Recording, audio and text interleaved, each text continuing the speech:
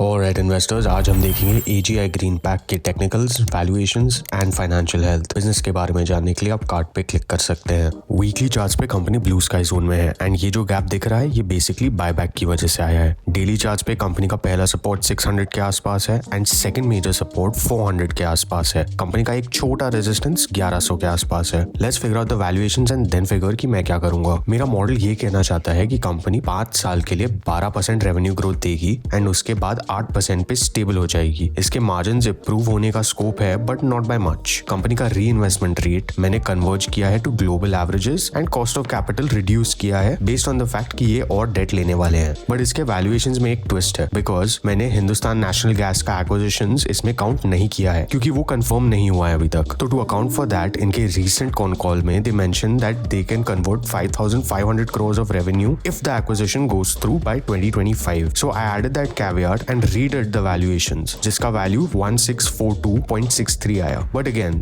there is a probability कि वो acquisition नहीं होगा। So judging the mood of the management, मेरा assumption है कि probability of successful acquisition 70% है। तो weighted average probabilities लेके मेरा प्राइस आया around 1450, which makes the company undervalued. Of course, I could be wrong, but this is how I look at the company. And if you want to download the sheet, you can click on the link in the description below. तो technicals and valuations देख के मैं क्या करूंगा। मेरे हिसाब से I would be comfortable with the price right now, लेकिन इस कंपनी को closely track करना होगा कि इनका acquisition कब go through होता है because मेरा valuation is dependent on that. Moving on, let's take a look at the financials of the company. इसका market cap 6,000 crores के आसपास है, ROE 15 का है and ROE 17 का। स्टॉक का PE 23 के आसपास चल रहा है। P&L पे सेल्स इंक्रीज हो रहे हैं स्लोली लेकिन स्टेबल एंड कंसिस्टेंटली। कंपनी के मार्जिन ऑन एन एवरेज 20% के आसपास है which is good. Interest cost increase हो रहा है जो कंपनी ने ऑलरेडी पहले बोल दिया है एंड डेप्रिसिएशन ठीक ठाक है। इनकी बॉटम लाइन में तगड़ा जंप आया है। बैलेंस शीट पे रिजर्व स्ट्रॉन्ग है, बोरोइंग्स ठीक है एंड फिक्स्ड एसेट्स इंक्रीज हो रहे हैं। कैश फ्लो में ऑपरेशंस में इस बार तगड़ा इंक्रीज आया है। इन्वेस्टिंग में इन्हें एक स्लम्प सेल का पेमेंट आया है फ्रॉम हिंडवे ग्लास, इसलिए पॉजिटिव है एंड फाइनेंसिंग डेट रीपेमेंट की वजह से कैश आउटफ्लो हुआ है। रेशियोज में डेटर डेज इनके 50 to 70 डेज के बीच में है। इन्वेंट्री डेज कम हो रहे हैं एंड 5 से 6 महीने के बीच में है। डेज पेएबल 3 से 4 महीने के आसपास है एंड कैश कन्वर्जन साइकिल कम हो रहा है। कंपनी का वर्किंग कैपिटल डेज भी कम हो रहा है एंड कंपनी का रोस इंक्रीज हो रहा है। शेयर होल्डिंग पैटर्न में प्रमोटर्स का स्टेक इंक्रीज हुआ है। FIIs ने हल्का स्टेक इंक्रीज किया है, DIIs ने स्टेक डिक्रीज किया है एंड पब्लिक ने स्टेक हल्का इंक्रीज किया है। If you like this video you should check out the business analysis playlist to understand company क्या करती है and valuations playlist for the valuations of the company. I will see you